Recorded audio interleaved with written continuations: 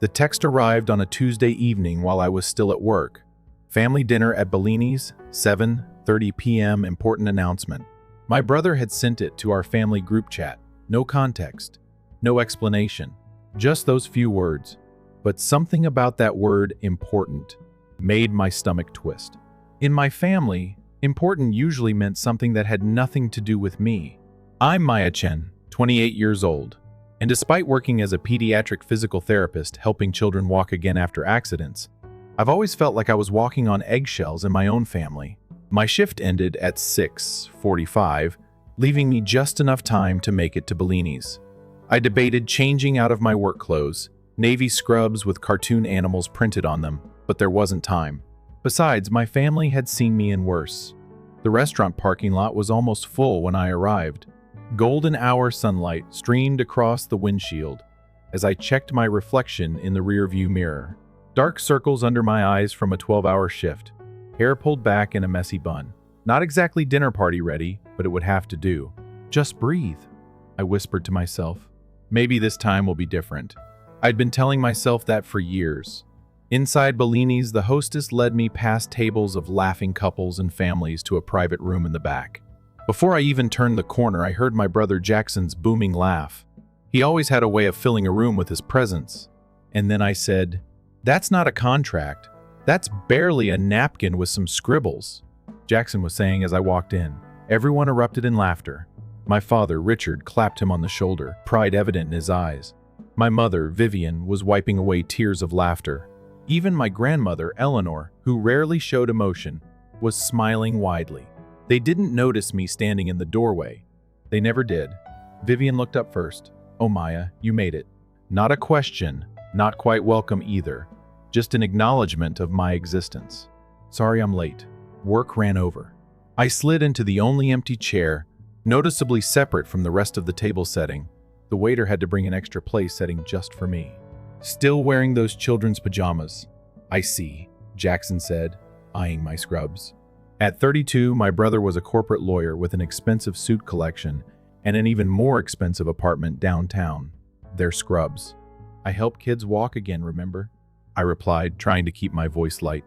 Yes, very noble," my mother said dismissively before turning back to Jackson. "Tell them about the news, honey." Jackson stood up dramatically, champagne glass in hand. Behind him, I noticed for the first time, was a banner I hadn't seen when I walked in.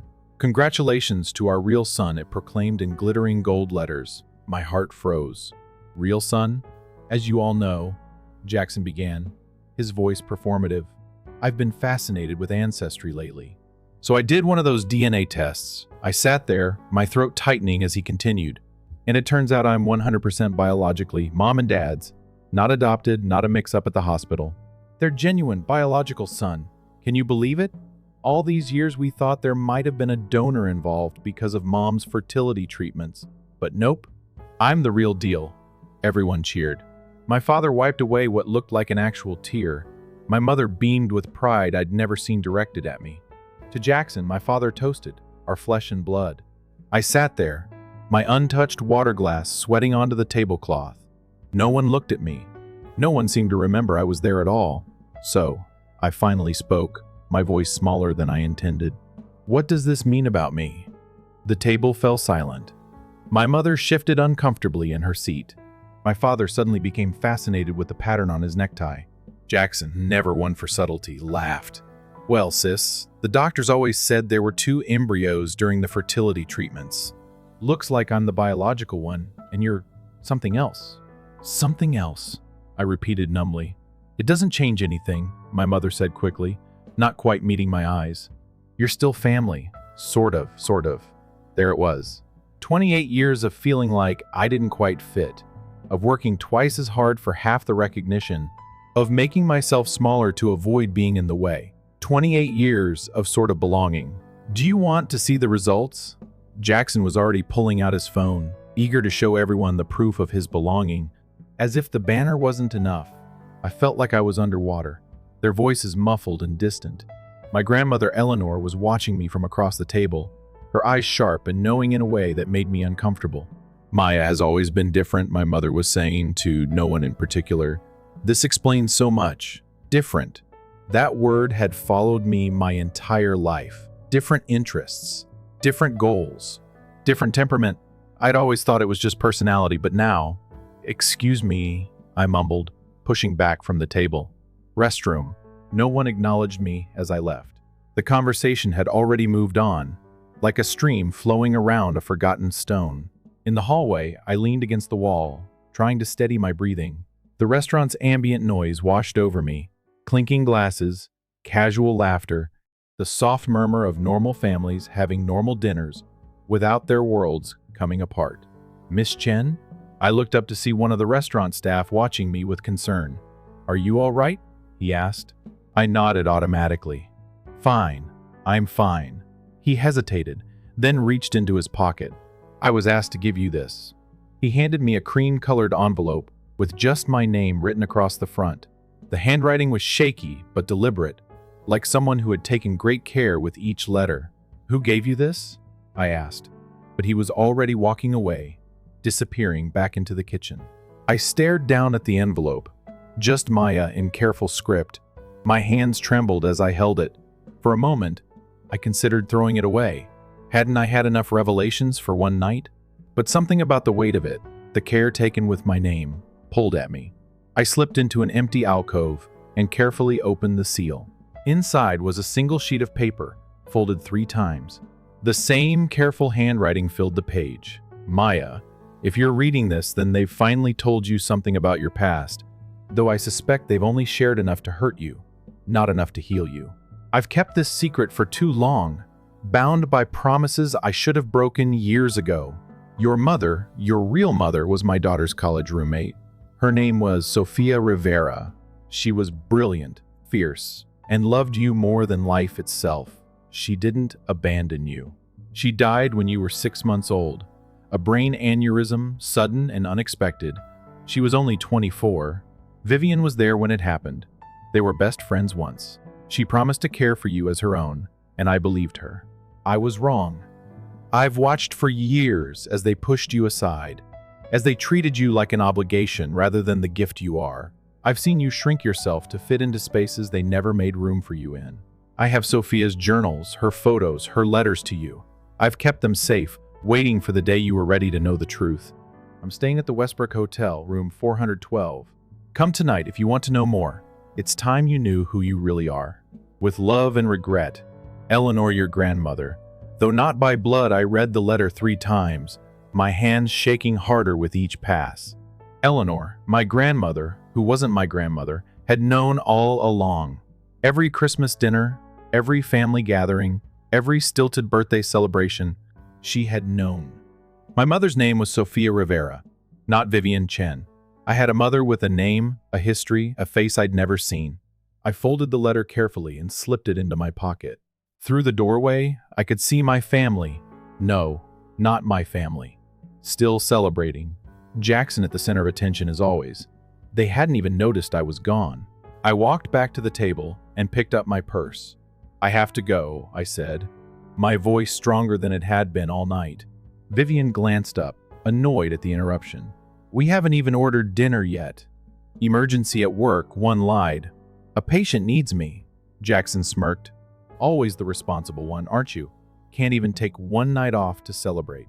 I looked at him, really looked at him, possibly for the last time. My brother, who wasn't my brother, the golden child, the real son. "Congratulations on being real," I said softly. "I'm going to find out who I am." Eleanor's eyes met mine across the table. A slight nod, almost imperceptible. I walked out of Bellini's without looking back, the weight of the letter in my pocket pulling me forward into a future I never knew was waiting. The night air hit my face as I pushed through Bellini's double doors. My car keys dug into my palm, the metal edges a sharp reminder that this was real, not some bizarre nightmare I could wake from. I sat in my car for a full 5 minutes, engine off, staring at nothing. 28 years of memories swirled through my mind like autumn leaves caught in a windstorm. The time I won the science fair in 6th grade, and Vivien merely nodded while she spent hours framing Jackson's participation certificate. The graduation, where Richard remembered to bring flowers for Jackson's girlfriend, but not for me. The countless dinners where my voice seemed to evaporate before reaching anyone's ears. All those moments I'd excused away as normal family dynamics. All those nights I'd convinced myself I was being too sensitive. I pulled out the letter and read it again. My mother's name was Sophia Rivera. She died when I was just 6 months old. She hadn't abandoned me. She'd been taken from me. The Westbrook Hotel was only 15 minutes from Bellini's, but the drive stretched like taffy. Every stoplight seemed to last an eternity. I rehearsed what I'd say to Eleanor, this woman who'd pretended to be my grandmother for almost 3 decades, while holding the truth hostage. The hotel lobby gleamed under soft lighting, all marble and polished brass. The front desk clerk barely looked up as I walked past, heading straight for the elevators as if I belonged there. As if I belonged anywhere. 4th floor, room 412. My knuckles hovered over the door for a long moment before I finally knocked, 3 soft taps that felt like thunder in my ears. The door opened almost immediately. Eleanor stood there, not in her usual formal attire but in a simple sweater and slacks. Without her pearls and perfectly coiffed hair, she looked smaller, more human. "Maya," she whispered, her eyes filling with tears. "You came." She reached for me, and I stiffened. She noticed and dropped her hands, stepping back to let me enter. The hotel room was spacious, with 2 queen beds and a sitting area near a large window overlooking the city. On the table sat a worn leather box, the kind people once used for important documents before everything went digital. "Would you like some tea?" Eleanor asked, gesturing to a small tray with a kettle and cups. I shook my head. "I want the truth. All of it." She nodded, sitting on the edge of one bed while I took the armchair across from her. A careful distance between us. "Where should I start?" she asked, her hands folded tightly in her lap. "From the beginning," I said. "Who was Sophia Rivera?" Eleanor's face softened. Sophia was my daughter Caroline's roommate at Berkeley. They were inseparable from freshman year. Sophia was studying astrophysics' brilliant mind, could solve equations that would make most people's heads spin. But she was also vibrant, full of life. She loved salsa dancing and had this incredible laugh that would make everyone around her smile. I tried to picture this woman, my mother, dancing, laughing, solving equations. It was like trying to grasp water. What did she look like? My voice cracked on the question. Eleanor reached for the leather box and opened it carefully. She pulled out a photograph, slightly faded around the edges, and handed it to me. 2 young women smiled back at me, arms around each other's shoulders, standing in front of a fountain. One was clearly a younger version of Eleanor's daughter Caroline, who I'd met a few times at family gatherings. The other, my breath caught, she had my eyes. My exact eyes, down to the slight upward tilt at the corners. Her hair was curlier than mine, her smile wider, but there was no mistaking it. I was looking at my mother. "That was taken their junior year," Eleanor said softly. "Before everything happened." "Before what?" she sighed. "Before Sophia met your father. Before she got pregnant. Before Vivien showed her true colors." I looked up sharply. My father? Who was he? His name was Daniel Reyes. He was a graduate student in astronomy. They were madly in love, planning to get married after graduation. But then, Eleanor's voice faltered. Then what? There was an accident. Daniel was driving home from the observatory late one night. They think he fell asleep at the wheel. He went off a cliff on Mountain Road. Sophia was devastated. Another loss, another piece of my history erased before I could ever know it. And then she found out she was pregnant with me. Eleanor nodded. She was only 23, suddenly alone and expecting a baby. But Maya, she was so happy about you. Terrified, yes, but determined to give you the best life possible. She reached into the box again and pulled out a small leather journal. This was her pregnancy journal. She wrote to you almost every day. My hands trembled as I took it from her. The leather was soft from years of handling, the pages yellowed at the edges. I opened to a random entry, May 12, 1995. My little star, you've been kicking up a storm today. The doctor says you're right on schedule, growing perfectly.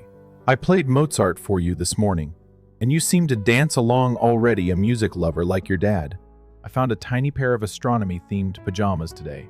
Couldn't resist buying them, even though you won't wear them for months yet. They have little stars and moons all over them. Daniel would have loved them. Some days I'm so scared, little one. The world is big and sometimes harsh, and I worry I won't be enough for you. But then you kick, and I remember, we have each other. We'll be a team, you and me against the world. I can't wait to meet you, to see whose eyes you have, to count your fingers and toes. You are already so loved. Always and forever. Mom, tears splashed onto the page before I realized I was crying. I quickly wiped them away, afraid of damaging this precious link to a woman I'd never known. A woman who had loved me, who had wanted me, who had already made space for me in her heart. She died 6 months after you were born, Eleanor continued, her voice thick with emotion. An aneurysm. There were no warning signs. 1 minute she was singing to you, the next. I closed my eyes. The pain surprisingly sharp for someone I had no conscious memory of. And that's when Vivien took me in? Eleanor's expression hardened slightly. Vivien and Sophia had been best friends since high school. They were like sisters. When Sophia died, Vivien was devastated too, in her own way. She and Richard had been trying to have a baby for years without success. They were just starting fertility treatments. So I was what? Convenient? The bitterness in my voice surprised even me. No, Eleanor said quickly. At least, I don't think it started that way. I think Vivien genuinely wanted to honor her friendship with Sophia by raising you. And you were such a beautiful baby, so easy to love. What changed? Eleanor looked down at her hands. 6 months after they took you in, Vivien discovered she was pregnant with Jackson. The fertility treatments had worked. And suddenly, there were 2 of you. The pieces started falling into place. And she didn't have enough love for both of us. I don't think Vivien knows how to love without conditions, Eleanor said carefully. When Jackson was born, he was everything she'd fought for, everything she'd dreamed of, her biological child, and you. I was a reminder of someone else I finished, a responsibility, not a choice. Eleanor nodded sadly. I tried to stay involved in your life. I wanted to make sure you knew about Sophia, about your heritage. But Vivien insisted it would only confuse you. She said clean breaks were better, that you should consider yourself fully a Chen. Richard went along with whatever she decided, as always. And you just agreed? For 28 years? I couldn't keep the accusation from my voice. I was wrong, Eleanor admitted, her eyes filling with tears again. I told myself I was respecting their parenting choices.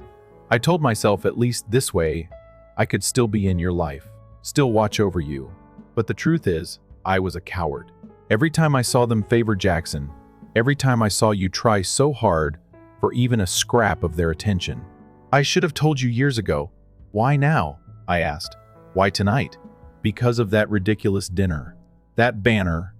Eleanor's voice hardened. Jackson called me yesterday, told me about his DNA test results, said they were having a special celebration to announce. He was their old son. I knew what that would do to you. I knew it was finally time. She reached into the leather box one more time and pulled out a sealed envelope. Unlike the first one, this one was clearly old. The paper yellowed, the seal slightly cracked with age. Sophia wrote this for you before you were born, Eleanor said softly. She asked me to keep it safe, to give it to you when you were old enough to understand. I think the time is now. I took the envelope with reverence. My name was written on the front, in handwriting. I now recognize from the journal my mother's handwriting. For a moment, I couldn't bring myself to open it. This was the last thing she'd ever written to me, words she'd chosen carefully, never knowing she wouldn't be there to say them in person. I'll give you some privacy, Eleanor said, standing up. I'll be right outside if you need me. When the door closed behind her, one carefully broke the seal and unfolded the letter inside. My dearest Maya, if you're reading this, something has happened to me, and I am so sorry for leaving you. That was never my plan. We were going to have adventures together, you and I. I was going to teach you about the stars and watch you grow into the amazing person I already know you will be. I want you to know these things. You were created in love. Your father and I wanted you desperately, dreamed of you, planned for you. You were never a mistake or an accident. You are named after Maya Angelou, because I hope you will rise again and again, no matter what life throws at you. The universe is made of stardust, and so are you. When you look at the night sky, know that the same elements that created those distant suns also created you. You are cosmic, infinite, miraculous. If I'm not there to tell you every day, Please know that I love you with every atom of my being. My love doesn't end just because I do. Be brave, my little star. Be kind. Be curious. Be yourself. Always. I will love you forever, across time and space. Mom Sophia. I pressed the letter to my chest, and finally let the tears come, not in quiet drops, but in heaving sobs that seemed to rise from the very core of me. I cried for the mother I'd never known, for the love I'd been denied, for the child I'd been who'd never understood why she wasn't enough. When Eleanor knocked softly and came back in, her own eyes red-rimmed, I looked up at her with a question that had been burning inside me since I'd read her first letter. Do you have a picture of her holding me? Of us together? Eleanor smiled through her tears. I have a whole album. Would you like to see? As she sat beside me, opening another book from the leather box, I felt something inside me shift and settle. For the first time in my life, I wasn't an afterthought or an add-on. I was Sophia Rivera's daughter. I was wanted, I was loved, and that was just the beginning of my story. Eleanor and I stayed up until dawn, poring over every photograph, every letter, every scrap of my mother's life she had preserved. There were pictures of Sophia pregnant, her hands cradling her belly, her face radiant. Pictures of her holding me as a newborn, exhausted but beaming with a joy so pure it made my chest ache. Videos on an ancient camcorder that Eleanor had converted to digital, my mother singing lullabies in Spanish, her voice soft and melodic. She called you her estrelita, her little star, Eleanor explained, as we watched Sophia rock infant me to sleep. Because she said you came to her from the cosmos, just like the stars she studied. Somehow, learning about the mother I'd never known felt like remembering rather than discovering. The way Sophia tucked her hair behind her ear just like I did. Her tendency to hum when concentrating another habit I'd never understood the origin of. I need to ask you something, I said as we sat on the hotel balcony, watching the sunrise paint the sky in pinks and oranges. Why did you stay in my life? Why didn't you cut ties with the Chins after they shut you out? Eleanor sipped her tea, her profile outlined in golden light.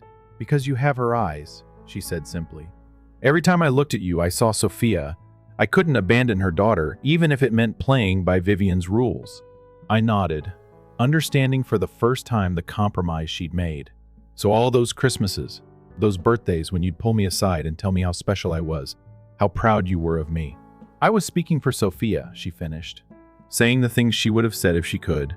We fell silent, watching birds swoop between buildings as the city slowly woke up. What happens now? I finally asked. Eleanor turned to face me, her eyes serious. That's entirely up to you, Maya. You can confront Vivien and Richard, demand answers, make them acknowledge what they've done. Or you can walk away, start fresh with the truth.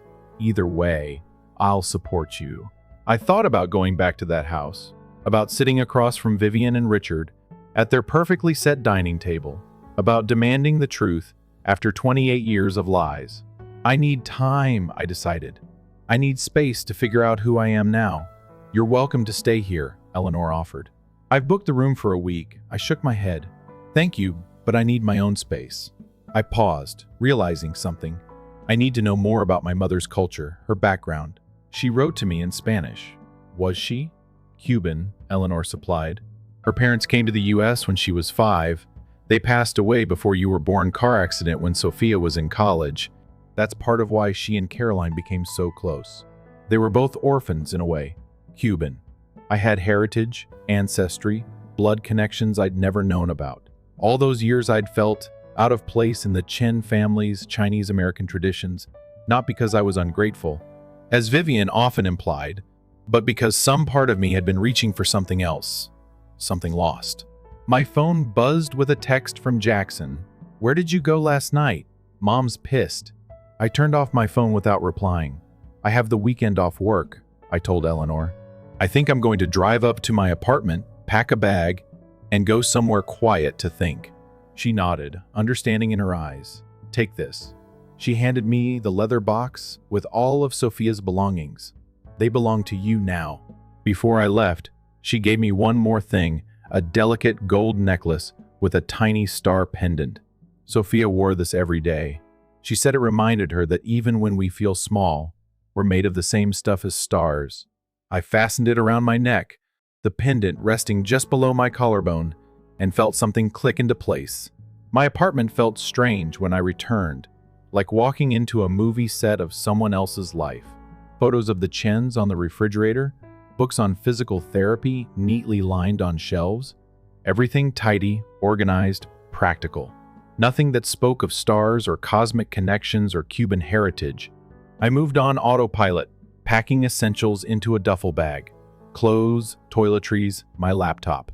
I paused at my bookshelf, fingers trailing over the spines until they landed on a dog-eared copy of Maya Angelou's poems, a book I'd bought myself in college. Drawn to it for reasons I couldn't explain at the time. Named for Maya Angelou, because my mother hoped I would rise. I slipped the book into my bag. My phone, now turned back on, chimed repeatedly with messages from Vivien, Richard, even Jackson. I ignored them all, except for a text from my supervisor at the clinic, confirming I could take a week of my saved vacation time. Freedom, at least temporarily, lay ahead of me. I had just zipped my bag when a sharp knock at the door made me freeze. I knew that knock 3 rapid taps, an impatient rhythm that could only belong to one person, Vivien. For a moment, I considered pretending I wasn't home, but something in me had shifted overnight, a steel rod replacing what had once been a bent wire. I opened the door.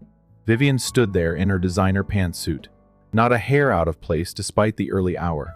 Her expression was a familiar mix of disappointment and irritation. "Finally," she said, pushing past me into the apartment. "You left in the middle of Jackson's celebration. Do you have any idea how embarrassing that was? And then you didn't answer any of our calls or texts." I closed the door slowly, taking a deep breath before turning to face her. "Hello, Vivien." She blinked, caught off guard by my formality. "What did you just call me?" "Vivien," I repeated calmly. "That's your name, isn't it?" Her eyes narrowed, taking in my packed bag, the leather box on the coffee table, the star pendant at my neck. Understanding dawned on her face, followed quickly by anger. "Eleanor," she hissed. "She had no right." "She had every right," I countered. She was Sophia's friend, too. The name hung in the air between us like smoke. Vivien's face paled. "So now you know," she said, finally, her voice tight. "And what? You're running away?" Typical Maya, always so dramatic. "I'm not running away," I said. "I'm taking time to process the fact that the people who raised me have been lying to me my entire life." "Lying?" She laughed, a brittle sound. "We gave you everything. A home, an education, opportunities. Accept the truth," I cut in. "Accept my mother's name. Accept my heritage, my history, my identity." Vivien's perfectly manicured hand clutched her designer purse strap. "We were trying to protect you. From what? From knowing I was loved? From knowing my mother wanted me? From knowing I wasn't just some obligation you took on?" Her silence was answer enough. "Why did you do it?" I asked, my voice softer now, genuine curiosity replacing anger. "Why take me in if you didn't want me?" Vivien looked away, her gaze landing on a photo on my side table, one of the rare family pictures where everyone was smiling, including me. It had been taken at Jackson's college graduation. "Sophia was my best friend," she said finally. "We grew up together, shared everything. When she got pregnant, I was happy for her, even though..." She trailed off. "Even though you were struggling with fertility," I finished. She nodded stiffly. "When she died, it seemed like fate. Here I was, desperate for a child, and here you were, needing a mother. It felt right at the time, until Jackson came along." Vivien didn't deny it. Having my own child was different. I didn't expect it to be, but it was. She looked at me directly for perhaps the first time in years. "You've always been so independent, Maya, so self-sufficient. Jackson needed me more." I almost laughed at the absurdity. I'd made myself self-sufficient because I had to, because no one else was going to pick me up when I fell, cheer me on when I succeeded, comfort me when I cried. "Did you ever love me?" The question escaped before I could stop it, childlike in its simplicity. Something flickered across Vivien's face, regret perhaps, or a shadow of the person she might have been in another life. "I tried," she said quietly, "in my way." We stood in silence, 28 years of misunderstandings and missed connections filling the space between us. "What happens now?" she finally asked, unconsciously echoing my earlier question to Eleanor. I don't know, I answered honestly. I need time to figure that out, she nodded, adjusting her purse on her shoulder, a nervous gesture I'd seen countless times. Will you let us know where you're going? No, I said firmly. I need space, Vivien, real space. She flinched slightly at my use of her name again, but didn't correct me. Richard will want to talk to you. Richard has had 28 years to talk to me, I pointed out. He can wait a little longer. As I showed her to the door, she paused on the threshold, looking smaller somehow, less certain than I'd ever seen her. For what it's worth, she said, not quite meeting my eyes, Sophia would be proud of the woman you've become. The words hung between us, the first genuine thing she'd ever said about my mother. Thank you, I said simply. After she left, I stood for a long moment in my quiet apartment, feeling the weight of the star pendant against my skin. Then I picked up my bag, the leather box of memories, and walked out, locking the door behind me. I drove north along the coast, windows down, the scent of salt and freedom filling the car. I had no particular destination in mind, just a need to put distance between myself and the life I'd been living. 3 hours later, I found myself in a small seaside town I'd never visited before. A bed and breakfast with a vacancy sign caught my eye, a Victorian-style house painted blue with white trim, overlooking the Pacific. The owner, a woman in her 60s with silver hair and kind eyes, showed me to a room on the second floor with a private balcony facing the ocean. Just one? She asked as she handed me the key. Just me, I confirmed. Well, sometimes that's the best company, she said with a wink. Breakfast is from 7 to 10. The tide's coming in now if you want to catch it. Left alone, I unpacked Sophia's box on the bed, arranging her photos, letters, and journal like pieces of a puzzle I was finally putting together. I opened her journal to an entry I hadn't read yet. August 3, 1995. My little star, the doctor says, you're a girl. I knew it somehow, mother's intuition, I guess. I've been thinking about names, and I keep coming back to Maya. Maya Angelou's words got me through some of the darkest days after your father died. You may encounter many defeats, but you must not be defeated. That's what I want for you, my daughter. The strength to rise always. I felt you hiccup today. Such a strange, magical sensation. I sang to you in Spanish, the lullabies my mother used to sing to me. I hope you'll be proud of your Cuban heritage someday, that you'll want to know where your family came from, the struggles and triumphs that led to you. I bought a tiny silver star charm today to add to my necklace. One for each of us, 2 stars finding our way in the vast universe. Te quiero con todo mi corazón. Mom, I touched the star pendant at my neck, one of the pair she'd mentioned. I wondered what had happened to the second star, the one meant for her. Outside, the sun was setting over the Pacific, painting the water in shades of gold and crimson. I stepped onto the balcony, Sophia's journal still in my hand, and watched as the first stars appeared in the darkening sky. Te quiero también, Mama, I whispered to the stars, the Spanish words unfamiliar on my tongue but somehow right. I love you too, Mom. For the first time in my life, I felt completely honest about who I was, or at least who I was becoming. No longer Maya Chen, the afterthought, the almost daughter, the not quite fit. Now I was Maya Rivera, named for a poet, daughter of an astrophysicist, made of stardust and stories and strength. I was only beginning to discover. The ocean crashed against the shore below, a rhythm as ancient as the stars above. Tomorrow, I would begin to learn about my Cuban heritage, maybe find some local Cuban food, look up Spanish lessons online. Tomorrow, I would start building a life that honored both the mother I'd lost and the woman I was becoming. But tonight, I simply existed under the stars that had witnessed my mother's dreams for me, feeling for the first time that I belonged exactly where I was, not because someone else had placed me there, but because I had chosen it for myself. I woke to the sound of waves and seagulls, momentarily confused by the unfamiliar ceiling above me. Then it all came rushing back: Bellini's, the banner, Eleanor, Sophia, the drive up the coast, my new reality. Sunlight streamed through gauzy curtains, illuminating Sophia's photographs spread across the bedside table. I picked up my favorite, her holding me as a newborn, looking exhausted but radiant, her finger caught in my tiny grip. Buenos dias, mama, I whispered, testing the Spanish words on my tongue. Breakfast at the B&B was served on a wraparound porch facing the ocean. The owner, who introduced herself as Martha, brought me fresh coffee and blueberry pancakes. "Sleep well?" she asked, refilling my mug without waiting for an answer.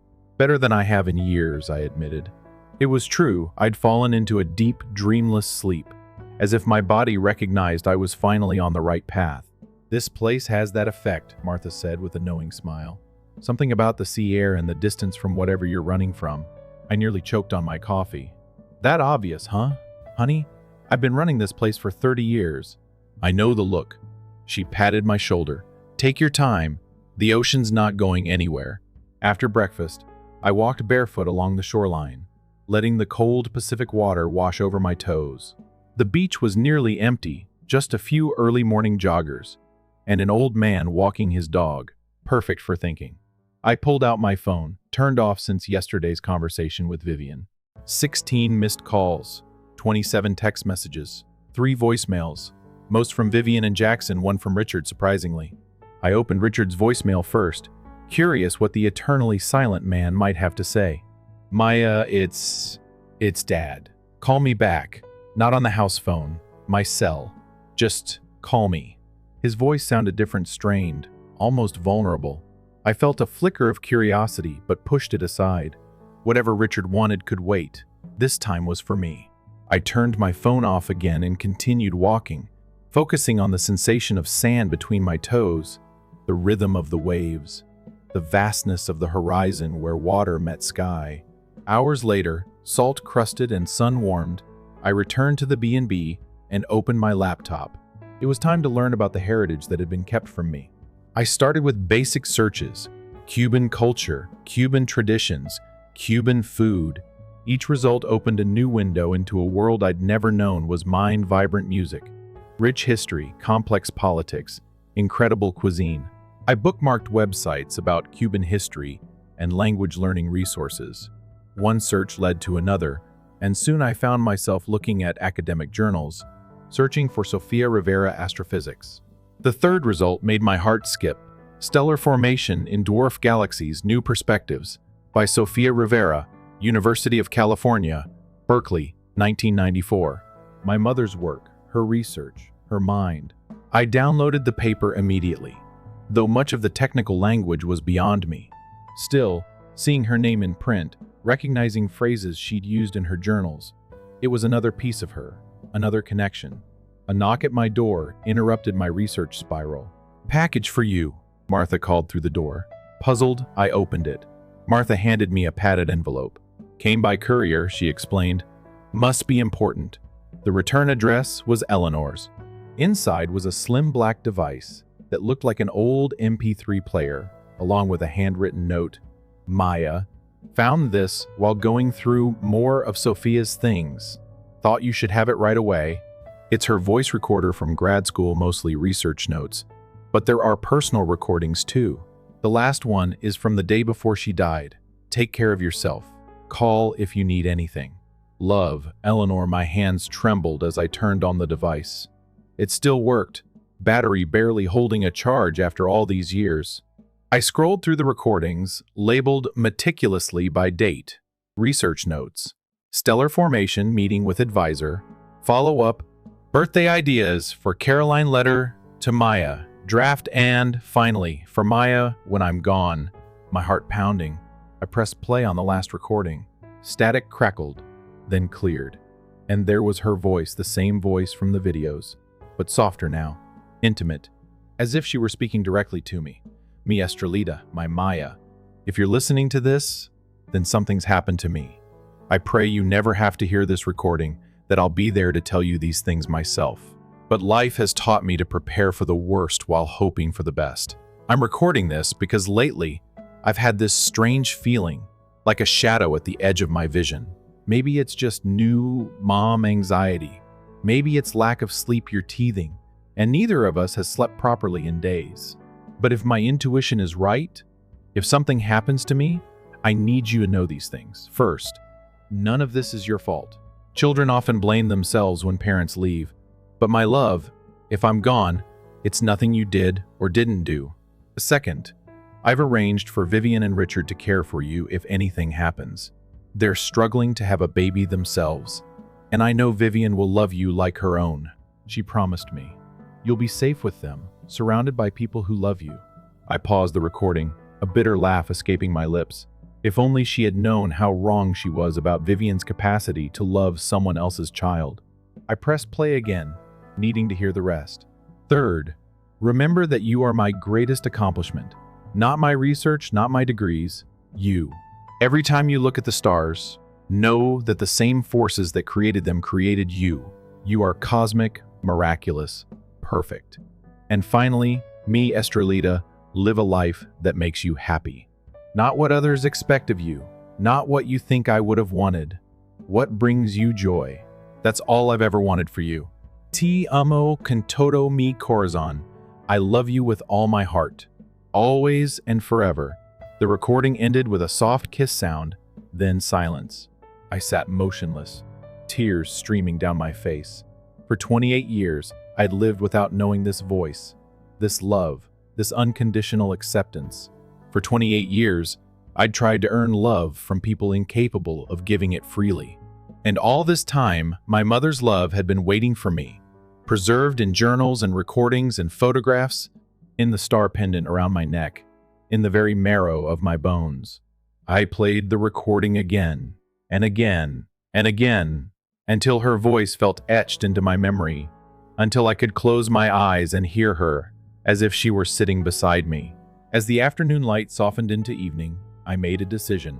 I pulled out my phone and turned it back on, scrolling past Vivien's and Jackson's messages until I found Richard's number. The call connected on the third ring. Maya? His voice was hesitant, almost fearful. I got your message, I said, keeping my tone neutral. A heavy pause. Where are you? Are you safe? I'm fine. Just needed some space. Maya, there are things you need to know. Things Vivien doesn't. He lowered his voice. I can't talk now. Can I meet you somewhere? Anywhere you want. I considered hanging up, shutting him out the way I'd been shut out for years. But curiosity won out. I'm up the coast. Haven Cove. I know it. There's a coffee shop on Main Street, Harbor Cup. Tomorrow, noon? Fine, Maya. He hesitated. Thank you. I ended the call, wondering if I'd made a mistake. Richard had never been cruel like Vivien, but his silence, his passive acceptance of how I was treated, that had hurt in its own way. Still, something in his voice suggested he had pieces of the puzzle I was still missing, and I wanted the whole picture, no matter how painful. The next morning, I arrived at Harbor Cup 30 minutes early, choosing a table with a clear view of both the entrance and the escape routes, a habit I hadn't realized I'd developed from years of navigating uncomfortable family dynamics. I ordered a Cuban coffee, my small act of connection to a heritage I was just beginning to explore. It arrived sweet and strong, nothing like the bland lattes I usually ordered. At precisely noon, Richard walked in. He'd always been punctual, one of his few definable traits in my memory. He spotted me immediately but hesitated at the door, as if gathering courage. He looked older than he had at dinner 2 nights ago, gray streaking his dark hair, lines deeper around his eyes. He'd always been the background character in the Chen family drama, present, but rarely participating, watching but rarely intervening. Maya, he said, sliding into the chair across from me. Thank you for meeting me. I nodded, waiting. For once, he could do the work of carrying the conversation. He ordered black coffee, then sat in uncomfortable silence until it arrived. I didn't help him. I've been a coward, he finally said, staring into his mug. All these years, I've been a coward. Yes, I agreed simply. He winced, but continued. Vivien told me you know about Sophia. I know Sophia was my mother. I know she died when I was a baby. I know Vivien was supposed to love me like her own, and failed spectacularly. My voice was even, controlled. Richard nodded, eyes still downcast. There's more. Something in his tone made me sit up straighter. What do you mean? He reached into his jacket pocket and pulled out a small, worn photograph. Sophia wasn't just Vivien's friend. I took the photo. 3 teenagers smiled back at me, a younger Vivien in the middle, her arms around 2 others. On her right was clearly Sophia, my mother, her smile bright and familiar. On the left was. "That's you," I said, surprised. Richard was rarely in our family photos, always the one behind the camera. "We all grew up together in San Diego," he said quietly. "The three of us were inseparable through high school. Sophia and I dated briefly junior year, but then she and Vivien became closer, and I stepped back. I studied the photo. You loved her, Sophia. He didn't deny it. We all loved each other, in different ways. But yes, I loved Sophia. Even after she met Daniel in college, even after they got engaged. Part of me always loved her. My mind raced, connecting dots. Does Vivien know that I loved Sophia? Yes, that's why." He trailed off. "Why what?" "Why she was so determined that you would never know about Sophia. She was afraid. That you'd love me more than Jackson," I finished. Understanding dawning, because I'm Sophia's daughter. Richard finally met my eyes, his own shining with unshed tears. "I've always loved you, Maya. From the moment Sophia placed you in my arms at the hospital. But Vivien, she could sense it. After Jackson was born, she made it clear that showing you special treatment would end our marriage. So you chose her. And Jackson." He flinched. "I tried to love you both equally. I failed." "I know that now." We sat in silence, the noise of the coffee shop washing over us. The revelation should have been earth-shattering, but instead it just made perfect, sad sense. Of course Vivien's coldness toward me stemmed from jealousy. Of course Richard's distance was a compromise to keep his marriage intact. "There's something else," Richard said finally. "Something Vivien doesn't know." He pulled out a small velvet pouch and slid it across the table. "Before Sophia died, she asked me to keep something safe for you. She said to give it to you when you turned 18. But Vivien was so adamant about erasing Sophia from your life. I couldn't find the courage. My fingers trembled as I opened the pouch. Inside was a small silver star charm, identical to the gold one around my neck. It's the other half of the pair," Richard explained. "Sophia wore the gold one. This one was meant for you." I held the tiny star in my palm, overwhelmed by its significance. "All these years, you've kept this hidden?" He nodded, shame evident in every line of his face. "In my desk drawer at work. I would take it out sometimes. Think about giving it to you. Every birthday, every Christmas. But I always put it back. Why tell me now?" "Because it's time I stopped being a coward," he said simply. "Because you deserve the truth, all of it. And because," he hesitated, "because I've left Vivien. After the dinner, after what they did to you with that banner, I couldn't stay silent anymore." I stared at him, shocked. In all my childhood memories, Richard and Vivien were a unit. Inseparable, if not particularly affectionate. "Where are you staying?" "Hotel downtown for now. I've taken a leave of absence from work, trying to figure out what's next." He looked suddenly older, more vulnerable. "I don't expect forgiveness, Maya. I just wanted you to know that you were always loved. By Sophia most of all, but by me too, in my flawed, cowardly way." I slipped the silver star onto my necklace beside its gold twin. The two stars clinked softly against each other, reunited after 28 years. "I don't know if I can forgive you yet," I said honestly, "but I'm glad to know the truth." Richard nodded, accepting this as more than he deserved. We finished our coffees in a silence that wasn't exactly comfortable, but wasn't as tense as before. As we stood to leave, he hesitated, then pulled out one more item, a business card. "If you're interested in connecting with your heritage, this is a Cuban cultural center in the city. They offer language classes, cooking workshops, community events. I used to donate to them anonymously every year on your birthday. Another secret act of love, too little and too late, but something nonetheless." I took the card, tucking it into my pocket next to the velvet pouch. "Thank you." Outside the coffee shop, Richard looked like he wanted to hug me, but didn't dare. Instead, he simply said, "You look so much like her. She would be incredibly proud of the woman you've become." As I watched him walk away, shoulders slightly stooped as if carrying a weight he'd held for too long, I felt neither anger nor forgiveness, just a quiet understanding of how love and fear can twist people into versions of themselves they never meant to become. Back at the B&B, I sat on the balcony, watching the sunset, the twin stars cool against my skin. For the first time, I allowed myself to imagine what life might have been like with Sophia holiday traditions. I might have learned lullabies in Spanish, bedtime stories about the cosmos.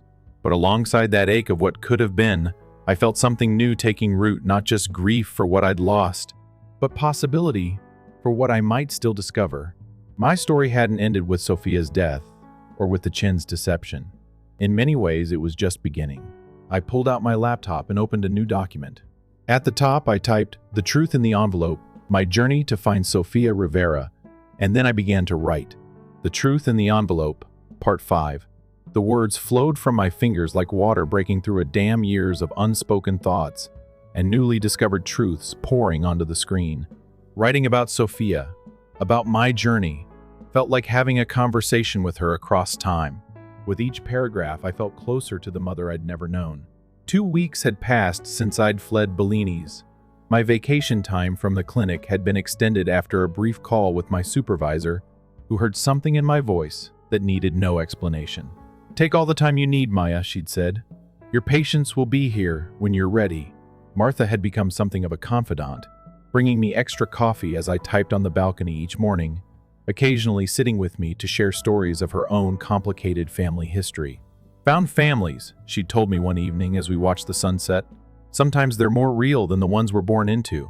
I thought about this as I scrolled through the website for the Cuban Cultural Center that Richard had recommended. They were hosting a weekend festival celebrating Cuban heritage music, food, art, and community. Something inside me quickened at the thought. Before I could overthink it, I registered for the event and booked a hotel in the city for the weekend. It was time to step beyond learning about my heritage through a screen. Time to experience it with all my senses. The night before I was set to leave, Eleanor called. "How are you, my dear?" Her voice was warm, concerned. I paused, realizing there was no simple answer. "I'm finding my way." "Richard told me you met with him," she said. "He also mentioned he's left Vivien." "Yes," I confirmed. "It's all a bit much to process." Eleanor was quiet for a moment. "Have you spoken to Jackson?" The question caught me off guard. In all the revelations about my mother, my heritage, my past, I'd barely thought about my not brother. "No," I admitted. "I turned my phone off after Richard left." "He's been calling me," Eleanor said carefully, "asking about you." A flash of irritation sparked through me.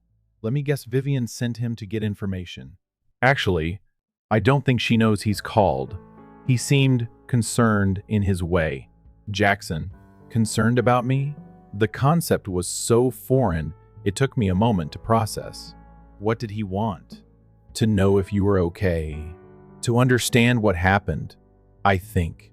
Eleanor hesitated. "I think he genuinely doesn't understand why you left." Of course he didn't. Jackson had never had to question his place in the world, his right to belong, his worthiness of love. The golden child, the real son, never having to earn what was freely given. "He wants to meet you," Eleanor continued. "Just the two of you." I thought about refusing, about cutting all ties with the Chen family and starting fresh. But something, curiosity, perhaps, or the stubborn hope that had kept me trying to belong for 28 years, made me say, "Where and when?" He suggested the pier near your apartment. Tomorrow afternoon. The timing would work. I could stop there on my way to the city for the Cuban festival. Fine. Tell him 2 p.m. After hanging up, I sat on the balcony watching the stars, my mother's twin star charms cool against my skin. What did Jackson want? What could he possibly have to say that would matter now? Morning came too quickly. I packed my bags, thanked Martha with a genuine hug, and promised to return someday. The drive back south along the coast felt different than my journey north had been, less like fleeing, more like advancing purposefully towards something new. I arrived at the pier 30 minutes early, needing time to center myself before seeing Jackson. The familiar boardwalk stretched out over the Pacific, seagulls swooping overhead, salt air filling my lungs. I'd come here often during my years with the Chens, finding peace in the constant rhythm of the waves when family dinners became too tense. At precisely 2 p.m., I spotted him walking toward me, tall, confident, his expensive watch catching the sunlight. Jackson had always moved through the world as if it had been designed with him in mind. In many ways, his world had been. "Maya," he said as he approached, his expression unreadable. "Jackson," I replied, keeping my voice neutral. He shifted uncomfortably, unaccustomed to being the uncertain one in our dynamic. "You look different." I almost smiled. I was wearing the same jeans and sweater I'd worn dozens of times before. What was different wasn't my appearance, but the way I held myself spine straight, eyes level, no longer trying to make myself smaller to fit into spaces never meant for me. "Why did you want to meet?" I asked directly. He leaned against the pier railing, looking out at the horizon rather than at me. "Dad left Mom." "I know. Because of you." A hint of the old accusation crept into his voice. "Because of choices they both made long before I was born," I corrected calmly. He fell silent for a moment, watching a sailboat in the distance. "Was it really that bad, growing up with us?" The question was so unexpectedly vulnerable that it caught me off guard. I studied his profile, the brother who wasn't my brother, the boy who had absorbed all the love that might have been divided between us. "Do you really want to know, Jackson? Or do you want me to say it was all in my head so you can go back to your celebration banner and your DNA test results without feeling guilty?" He flinched. "That was Mom's idea, the banner. But you went along with it. I go along with a lot of things." He turned to face me finally. "That's what you never understood, Maya. Being Daryl's son comes with expectations, crushing ones." I almost laughed at the absurdity Jackson claiming victimhood after a lifetime of privilege, but something in his eyes stopped me. For the first time, I wondered what it had been like for him, growing up as the repository of all Vivien's hopes and dreams, all her frustrated ambitions. "I never hated you," he said quietly. "I envied you sometimes." "Envied me?" I couldn't keep the disbelief from my voice. "Your freedom. You were already such a disappointment to them that you could do whatever you wanted. I had to be perfect grades, perfect career, perfect life. One misstep and Mom would give me that look, like I was wasting the miracle of my existence." I absorbed this new perspective slowly. It didn't erase the years of neglect I'd experienced, but it added dimension to a story I'd thought I understood completely. "Why are you telling me this now?" Jackson ran a hand through his perfectly styled hair, messing it up in a way I'd never seen before. "Because everything's falling apart. Dad's gone. Mom's a wreck. The family is." He gestured vaguely. "And I realized I don't even know who my sister is." "I'm not your sister," I said, but gently. "Not biologically." "You're the only sister I've ever had," he countered, blood test or not. We stood in silence, the weight of our shared but separate childhoods between us. "I have questions," he finally said. "About your mother, your real mother. About why you left. About everything." I hesitated. Jackson had never shown interest in my life, my feelings, my experiences. Was this genuine or another performance? "I'm on my way to something important," I told him. "A Cuban cultural festival in the city. My mother, Sophia, was Cuban. I'm trying to connect with that part of my heritage." His eyes widened slightly in surprise. "I didn't know that." "No one bothered to tell me either," I said. "I just found out 2 weeks ago." He looked down at his expensive shoes, then back up at me with uncharacteristic hesitation. Could I come with you? To the festival? Not to intrude, just to understand. My immediate instinct was to refuse. This journey was mine, this discovery of my roots, personal and sacred. But something about his request felt important, a crack in the perfect facade, a glimpse of the person he might be without Vivien's expectations weighing him down. "Why, Jackson? Why now?" He seemed to struggle with his answer. "Because I've lost my father. I might lose my mother to her bitterness. I don't want to lose my sister too, even if she's not technically my sister." I studied his face, looking for the manipulation, the hidden agenda. But all I saw was uncertainty, vulnerability, and something that might have been hope. "It's a 3-hour drive," I said finally. "If you're coming, we leave now." A slow smile spread across his face, not his usual confident smirk, but something more genuine. "I'll follow in my car." As we pulled away from the pier, I caught a glimpse of him in my rearview mirror, his BMW following my modest Honda. An unlikely caravan heading toward an even more unlikely shared experience. The festival grounds were alive with color and sound when we arrived, the irresistible rhythm of Cuban music floating on the air, mingled with laughter and the scent of sizzling food. For a moment, we both stood at the entrance, taking it all in. "This is part of who you are," Jackson said, Not a question, but a realization. A part I never knew, I confirmed. We moved through the festival together, an unlikely pair. I found myself drawn to everything, the music that somehow felt familiar in my bones, the art that spoke to me in colors and shapes I'd always loved, the faces that sometimes mirrored features I recognized from my own reflection. At a cultural information booth, an older woman noticed me studying a map of Cuba. "First time connecting with your roots?" she asked kindly. "Yes," I admitted. "My mother was Cuban, but I never knew her." The woman smiled. "But she knew you, and her blood runs in your veins, her culture in your soul, even if you're just discovering it now." She invited us to join a dance workshop happening nearby. Jackson looked terrified at the prospect, but surprisingly, he followed me into the circle forming on the grass. "I don't dance," he whispered urgently, as the instructor began demonstrating basic salsa steps. "Neither do I whispered back. "Let's be bad at it together." And somehow, awkwardly at first, but with increasing abandon, we danced.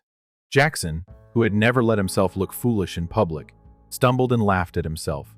I, who had spent a lifetime trying not to be noticed, felt the rhythm catch in my body, natural and free. Later, over plates of ropa vieja and sweet plantains, we sat in comfortable silence.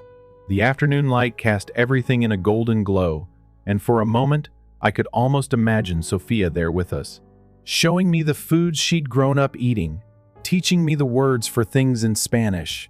She would have been an amazing mom, I said quietly, more to myself than to Jackson. He set down his fork. "Tell me about her, please." And so I did. I told him about Sophia's love of astrophysics, her pregnancy journal, her voice recordings. I told him about Daniel, the father I'd never known. I showed him the twin stars around my neck and explained their meaning. He listened without interrupting, his expression softening with each story. "I wish I'd known her," he said when I finished. "I wish we'd grown up knowing the truth." "Me too. I'm sorry, Maya," he said suddenly, for the banner, for never seeing how hard it was for you, for being so wrapped up in being the perfect son that I couldn't be a decent brother. The apology was unexpected, and I felt something shift inside me, not forgiveness exactly, but the beginning of understanding. "Where do we go from here?" he asked. I looked around at the festival, at the celebration of a heritage that was finally mine to claim. "I don't know exactly, but I know I'm going to keep learning about Sophia, about my Cuban roots. I'm going to build a life that honors all parts of who I am. And us, you and me?" I considered this carefully. "I think we start over. Not as the children Vivien and Richard raised, but as two people with a complicated shared history who might, someday, become friends." He nodded slowly. "I'd like that." As the sun began to set, the festival lights came on, transforming the grounds into a magical landscape of color and shadow. A band took the main stage, the opening notes of their first song sending a ripple of excitement through the crowd. "Stay for the concert?" I suggested. Jackson checked his watch, a lifetime habit of scheduled commitments and obligations, then deliberately unbuckled it and slipped it into his pocket. "I'm in no rush," he said. We found a spot on the grass, among families and friends, all there to celebrate a culture that was now, irrevocably, part of my story. As the music washed over us, I closed my eyes and felt Sophia's stars against my skin. "I'm here, Mama," I thought. "I found my way back to you." The next morning, I woke early in my hotel room, filled with a sense of purpose I'd never felt before. I opened my laptop and returned to the document I'd started at the B&B. The truth in the envelope, my journey to find Sophia Rivera. I began typing, adding yesterday's experiences to the narrative that was becoming not just Sophia's story or my story, but our story, a thread connecting past to present to future. I wrote about Jackson's unexpected vulnerability, about dancing salsa for the first time, about the woman at the information booth who told me my mother's culture lived in my soul even when I didn't know it was there. As I typed, one realized I was no longer writing just for myself. This story deserved to be shared with other adoptees searching for identity, with families keeping secrets that needed to be spoken, with anyone who had ever felt they didn't belong. I wrote until my fingers ached, until the story had a shape and a heartbeat of its own. When I finally sat back, the sun was high in the sky, and I knew what my next steps would be. I would return to my apartment and my job, healing children as I healed myself. I would take Spanish lessons at the Cuban Cultural Center. I would frame Sophia's photographs and place them proudly on my walls. I would learn to cook the foods of my heritage, listen to the music of my ancestors, and dance without caring who was watching. I would contact Eleanor and build a relationship with her based on truth rather than secrets. I would give Richard a chance to be in my life as a person rather than a failed father figure. I would see if whatever was beginning with Jackson could grow into something genuine. And maybe someday, I would reach out to Vivien not for forgiveness or reconciliation, but for closure for both of us. As for the Chens, they would always be part of my story, but they would no longer define it. My identity wasn't something that could be granted or withheld by a last name or a DNA test or a banner at a restaurant.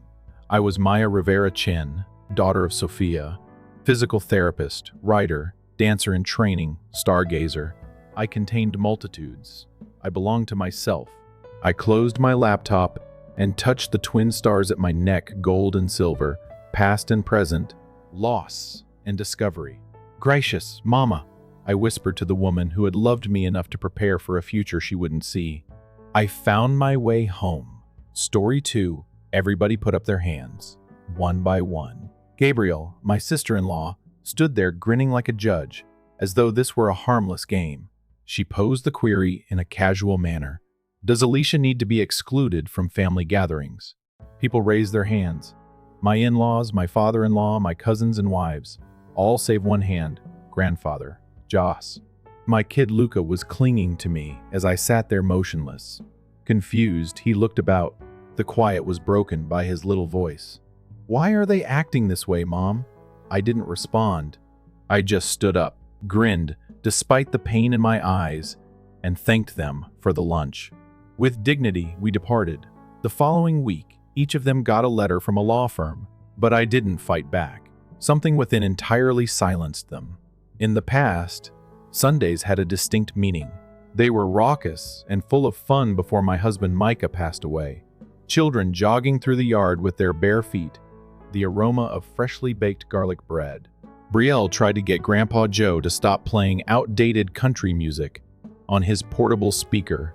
Sundays were the loudest stillness I had ever experienced after Micah's injury. Everyone was friendly at first. They delivered dinners to my house. Brielle arrived with embraces that smelled like her favorite lavender perfume and store-bought casseroles. Carol and Robert, my in-laws, demanded that I remain near my relatives, but the sympathy waned over the months. The texts became shorter, calls ceased, the invitations vanished. No one had ever argued with me. I never made any demands. I didn't make any noise. I just quit being helpful. I became aware that I had been welcomed at that point, as Micah's wife, not as family, not with him. All I did was remind them of what they had lost, or perhaps what they were unwilling to confront. He never stopped asking, though, Luca. When his father passed away, he was just 7. Even at 10 years old, he still had Micah's dimples and smile, and the same silent method of people watching. He asked once, "Mom, why does Grandma no longer call us?" Perhaps they were simply busy, I informed him.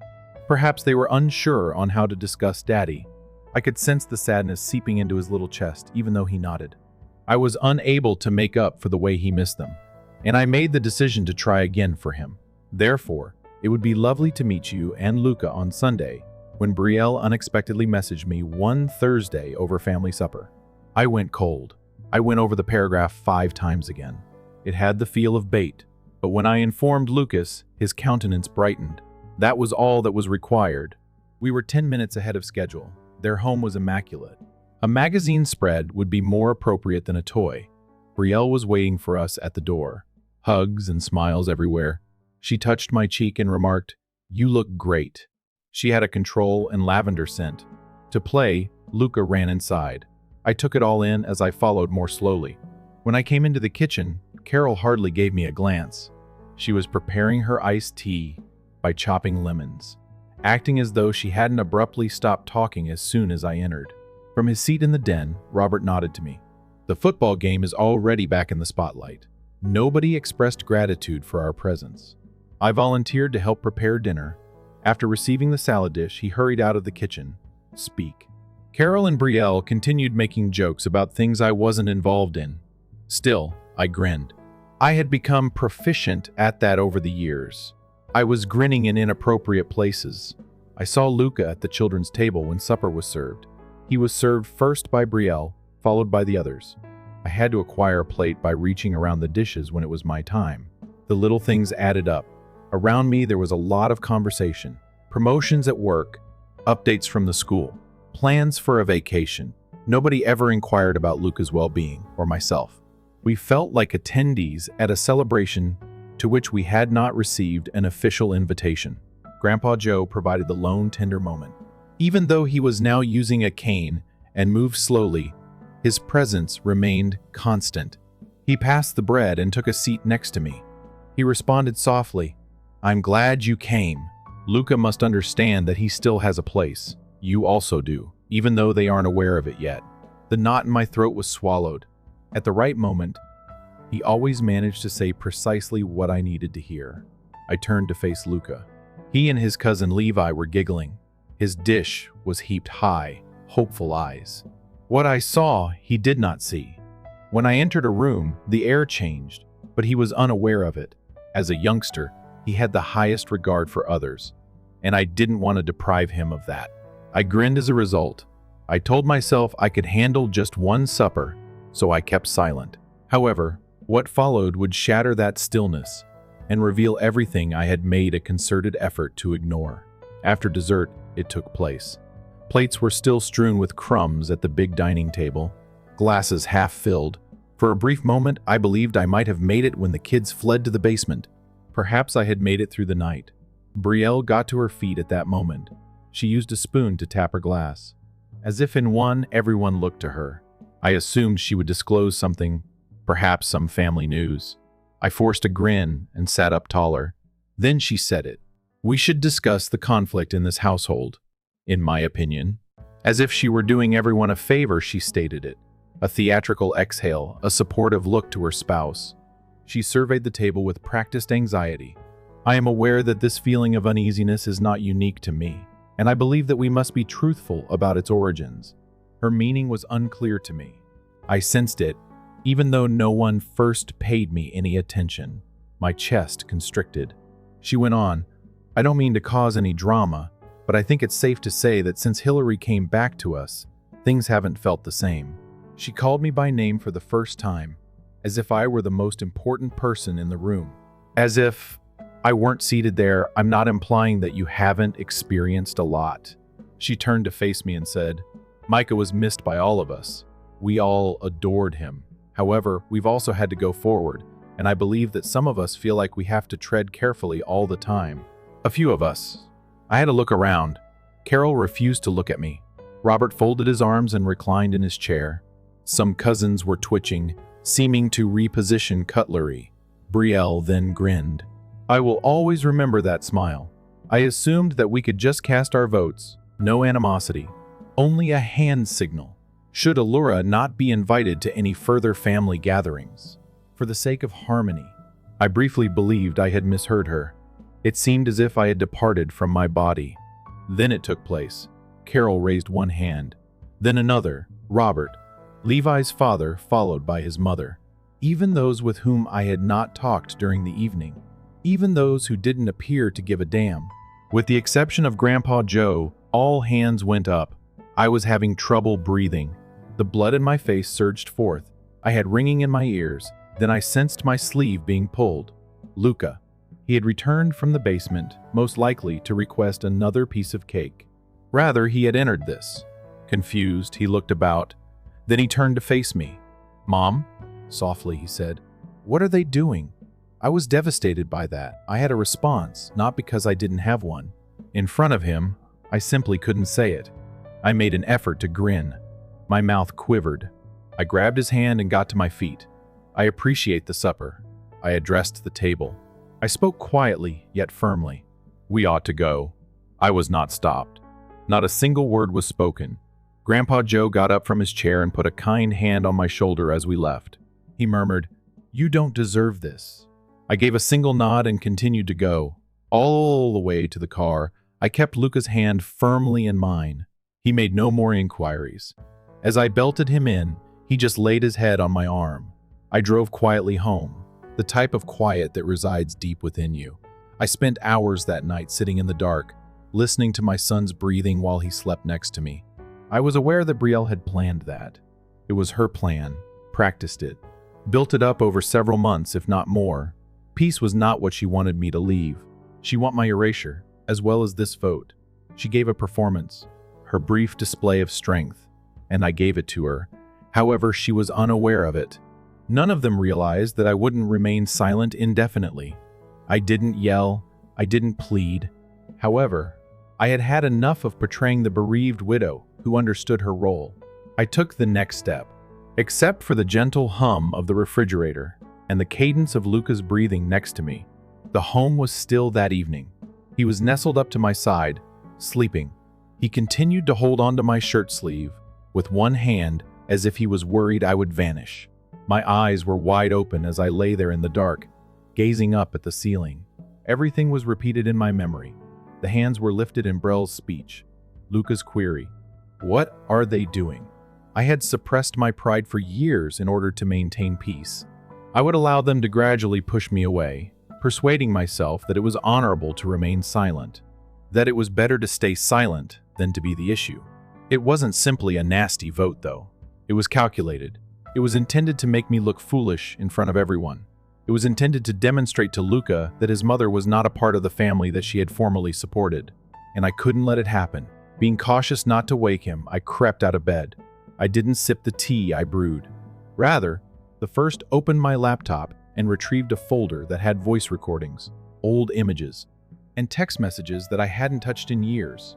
I read over the exchanges I had saved from Brielle's habit messages, which had previously felt passive-aggressive but now felt purposeful. I was drawn to one. "You are not required to attend Luca's recital. It might be uncomfortable for everyone. It's probably best if you just drop him off at the party." According to another Carol, the other children will find it simpler. It wasn't until I viewed it this way that I realized how long the distance had been occurring.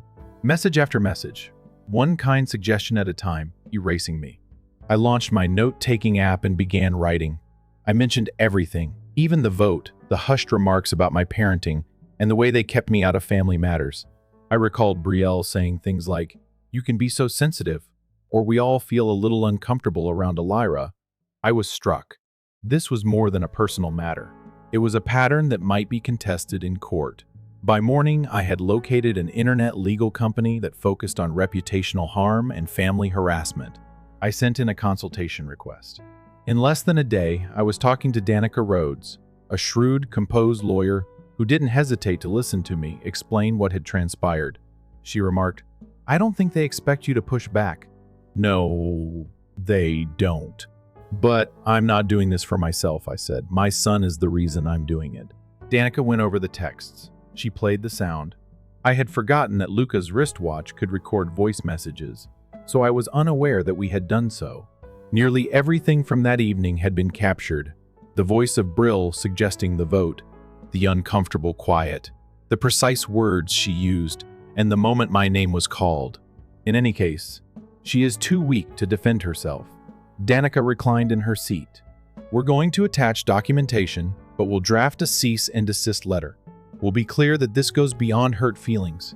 It has to do with intentional harm, leaving a child out, manipulation of a minor's emotions." For the first time in years, I let out a breath. Not that I felt helpless. We also talked about the next steps and how to formally bar family members who fostered an unsafe emotional environment from seeing Luca. It was not a dispute over custody. It served as a warning. Danica's team sent the letter 2 days later. Each family member received their own sealed copy. It wasn't loud, it wasn't messy, but it hit like a thunderclap. And suddenly all the people who had voted to push me out went completely silent. The letters were delivered on a Thursday morning, each one signed, sealed, and stamped from Rhodes and Kitchen. Family law addressed individually to every adult who had raised their hand. I didn't tell anyone they were coming. I didn't post anything online or send warning texts. I went about my day as usual, made breakfast, packed Luca's lunch, took him to school, yet there was a peculiar peace in my chest. a quiet awareness that something irreparable had been started in motion. By lunchtime, the call started. First, a missed call from Carol, then 2 text messages from Robert. "We must speak. This has gone too far." I didn't respond. At 1:23 p.m., Brielle texted me. "Really? A lawyer? What is wrong with you?" Then 5 minutes later, "You're really gonna break this family apart over a silly dinner?" Still, I said nothing because it wasn't simply a supper, and she knew it. Danica had written in a straightforward, assured, and legally sound manner inside the letter. It described a pattern of purposeful humiliation in front of a youngster, emotional manipulation, and intentional exclusion. It included verbatim quotes from the smartwatch recording, timestamps, and individual SMS messages. It was bolded when Brielle declared she wasn't strong enough to defend herself. It also contained a caution that Luca should not be subjected to any further attempts to isolate Alicia or to foster an emotionally unfriendly atmosphere. A formal complaint with Child Protective Services and a court request to restrict his unsupervised contact would be the following steps. The hardest-hitting section, the last paragraph of the letter. This company stands in for a mother who has previously opted to keep quiet in order to maintain family unity. She is no longer prepared to provide that quiet as a gift. Every single individual who had raised their hand fell silent within a day. Nobody made an effort to justify the vote. Nobody questioned the authenticity of the audio. They were all aware of their actions. I received a handwritten note in my mailbox on Friday. There is only a folded card inside, no return address. Carol sent it. I apologize for the incident. We didn't anticipate you going this far. We could have been mistaken about you. I put it in the drawer next to my wedding ring after reading it once. Grandpa Joe phoned your attorney shortly after, giving them all heart attacks. With a quiet laugh, he said, "Silent as a mouse, Riles. She is deserving of worse." "She does," I said. He concurred. "Still, I'm proud of you." Luca inquired as to whether we will be returning to their home that weekend. I gave him a glance. This sensitive and courageous youngster had witnessed more evil in a single night than most people had in years. "No," I responded, "sweetheart. Not for some time." He grinned after nodding. "It's all right. Can we instead to the beach?" "Yes," I said. "The beach sounds ideal." The letter was sent out 3 months ago. No attempt has been made to arrange another vote. Nobody has apologized or extended an invitation for us to return. Not in person, anyhow. The quiet hasn't only persisted, the volume has increased. But I feel free for the first time in years. I don't wake up worrying what went wrong or dreading texts. I don't mentally brace myself for another backhanded remark or cold shoulder that is passed off as being sincere. I no longer have to shrink when I enter a room. Above everything else, Luca is safe. Better than mediocre. He no longer inquires about the cousins. He stopped searching the mailbox for unanswered birthday cards. We have since established new customs that are not predicated on maintaining harmony with those who attempted to eradicate us, but on spreading happiness with those that actually care. We get donuts and take a stroll around the lake trail outside our flat every Sunday morning. He has his sketchbook with him. I bring coffee. We discuss school, cartoons, space, or whatever else he wants, as we sit on the bench where Micah used to take him when he was a toddler. There is only tranquility, no faking, no anxiety. Additionally, I've been attending therapy. I had never seen that before. I formerly believed that therapy was just for those who were unable to maintain their composure. I now understand that it is intended for those who are trying to keep themselves together, yet do not wish to suffer in quiet. I was assisted by my therapist in naming what transpired that evening. Not only exclusion, but manipulation, emotional assault, and the type of bullying that adults cover up with dinner parties and smiles. She helped me realize that the vote wasn't an unexpected betrayal, and that I wasn't insane or overreacting. It was the last in a long line of disrespectful behavior. Something I didn't even realize was broken was fixed by that insight. Nevertheless, I no longer feel furious. When I wake up, I don't wish I could make them feel the same way they made me. Nobody discusses how healing renders retaliation pointless. Their lives were too important to me to damage. I wanted my son to grow up with a mother who could truly demonstrate what strength looks like. Screaming at a table full of people who have already made up their minds is hardly a sign of strength. Being able to demand respect even when you leave the room is a sign of strength. Some may claim that I overreacted and that it was just a vote when the door closes behind you. However, you are aware of how loud that silence can be if you have ever sat silently in a room full of people who act as though you don't belong. I wasn't being theatrical when I took legal action. I took this action to establish a limit that words could not. In actuality, I showed them compassion and empathy for years. I allowed them to treat me like a human being, as if I were their grandson's mother. In response, they acted in a brutal yet polite manner. They assumed that my quiet was a sign of weakness, so they relied on it. They were mistaken. Additionally, I've learned something new. Sacred family is not. Someone doesn't have the right to treat you badly just because it runs in the family. DNA and names don't justify modification, and being loyal does not entail putting up with suffering. Family is created, selected, merited. Even now, Grandpa Joe still visits on Saturdays. He delivers sugar cookies from the local bakery, and he and Luca play chess poorly. He doesn't discuss the others at all, and I never inquire. Luca asked me last week whether I thought they missed us. I stopped. Perhaps, I said, but just because you miss someone doesn't mean you treated them well. He returned to coloring after nodding. He's becoming wiser than the majority of grown-ups I know. My tale isn't about being locked out, despite what I formerly believed. It's about leaving and understanding that I didn't lose a family member. We're now constructing a better one after I managed to escape one, not more loudly, not larger, but safer, nicer, and entirely ours.